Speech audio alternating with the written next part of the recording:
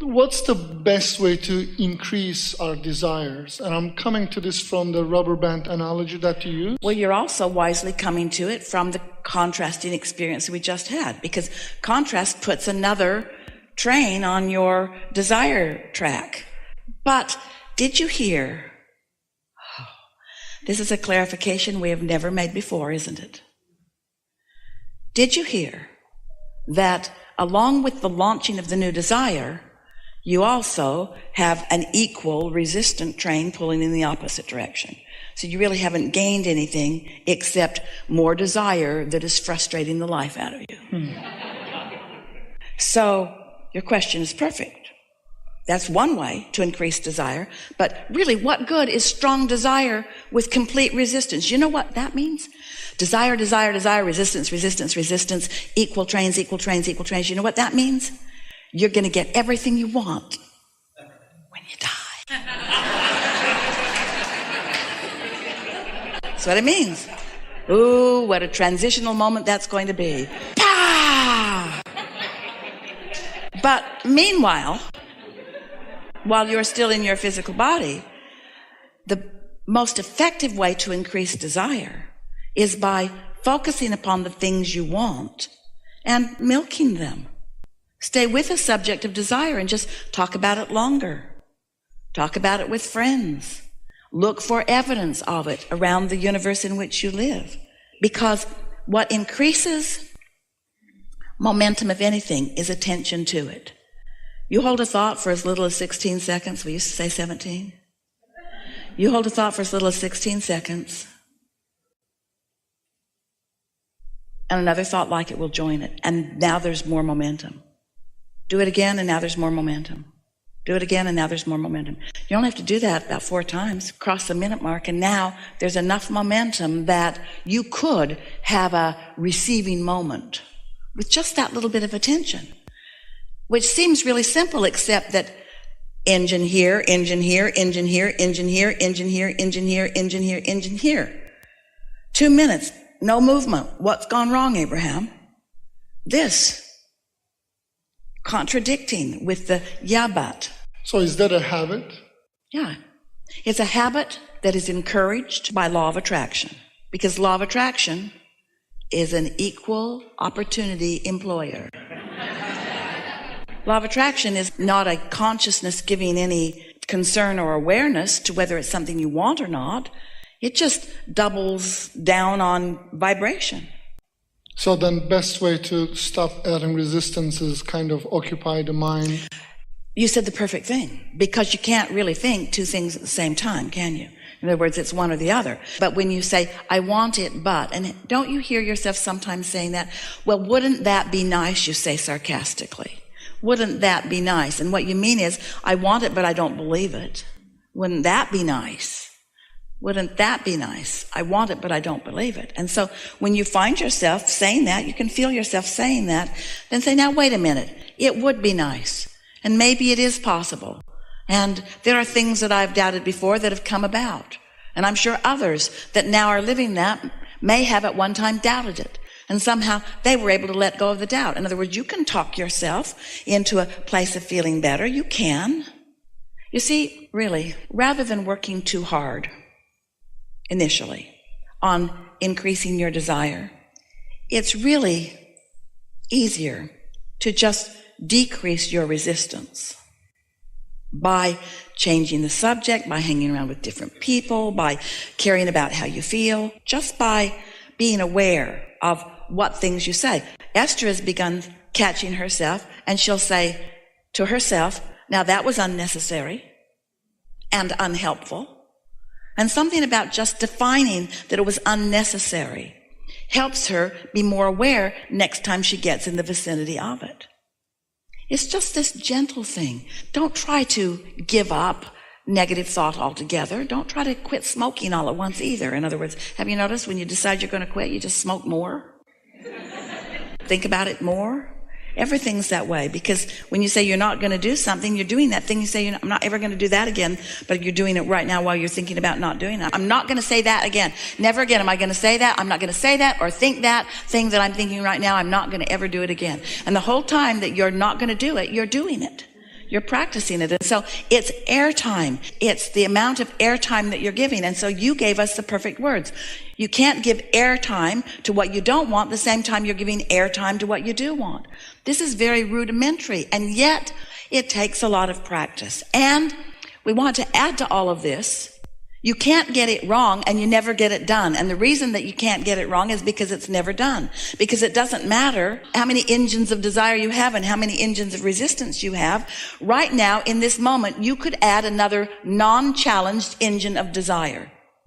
And you could focus upon your desire enough that some of those engines of resistance would drop away into non-existence because you're no longer going back and activating them again. So the subjects that matter the most to you are the subjects where you usually have equal engines. The subjects that you think the most about are the subjects that you've weighed the pros and the cons and the pluses and the minuses, and you've talked to more people about it, and you've got more nosebook friends involved in it, and so it's more difficult. So the subjects that you don't have a lot of resistance, a subject that is pure because there's not much resistance, that will start moving right along for you, and you will see the evidence of it.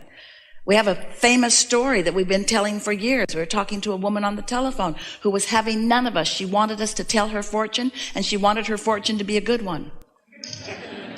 And she did not want to hear about deliberate creation. She did not want to know she was the creator of her own reality.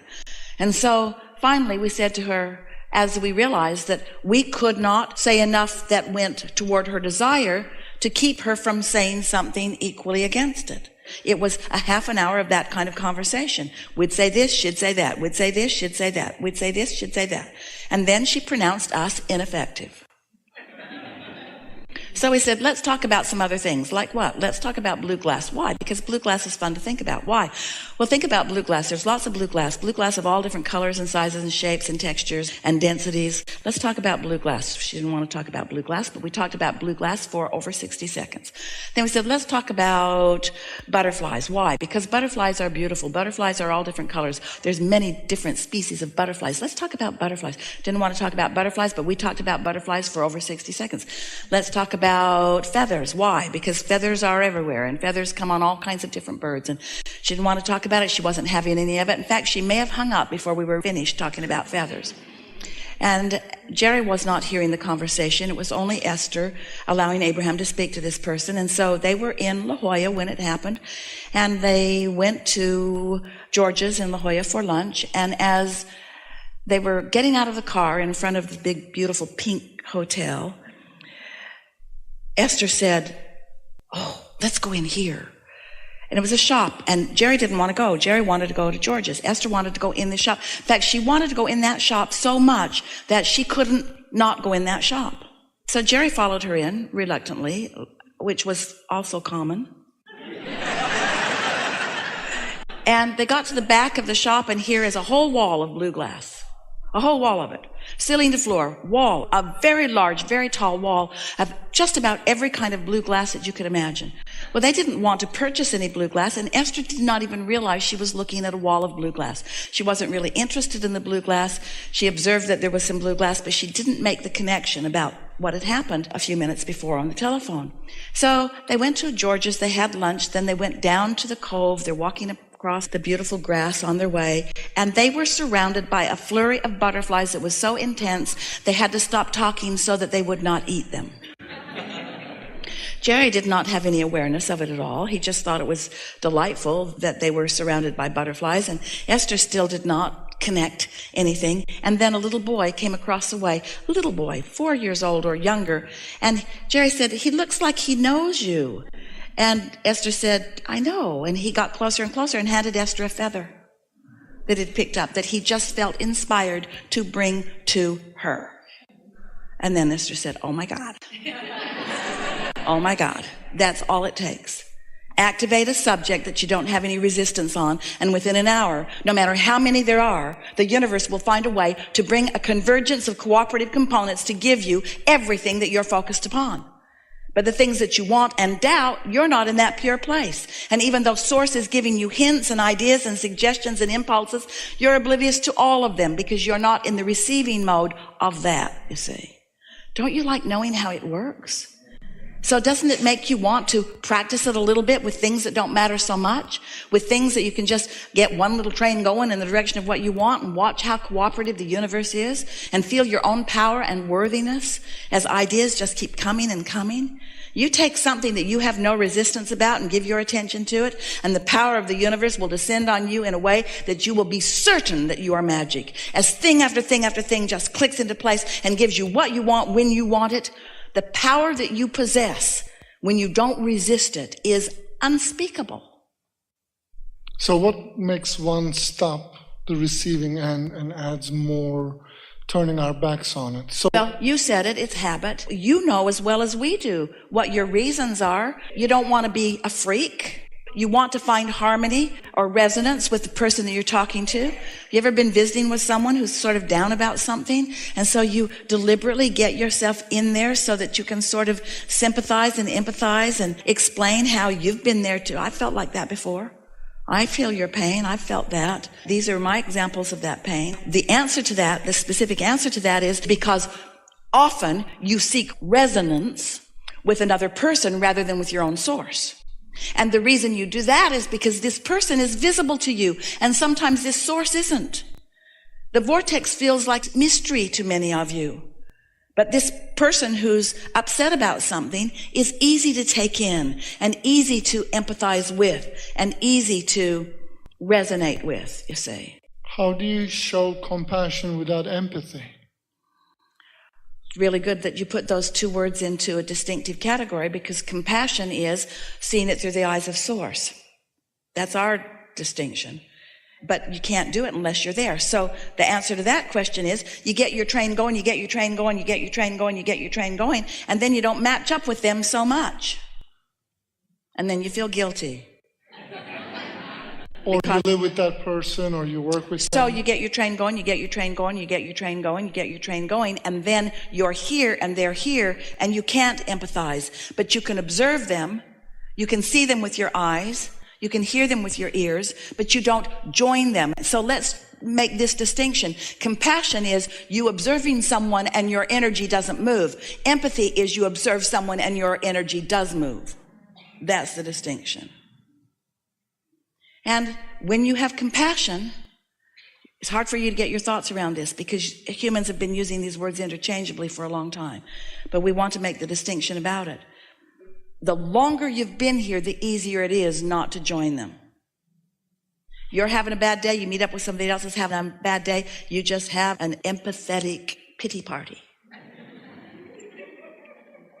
But if you're really here and they're really there, you're probably not going to get together. Or if you do, one of two things has to happen. They're going to join you or you're going to join them, one of three things, or they're going to stay where they are and you're going to stay where you are.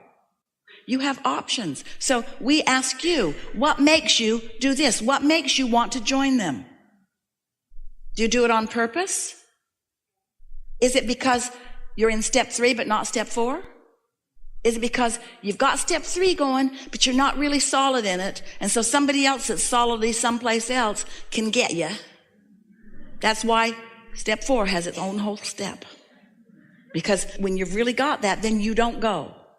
Then you don't go. And then occasionally, of course, you meet up with somebody who pushes your hot button, because everyone has those things that they haven't quite resolved. And so sometimes your own path of least resistance is right into something that you're wanting to clear up a little bit. We do not want to make this sound like if you don't stay here when someone else is here that you've done something wrong.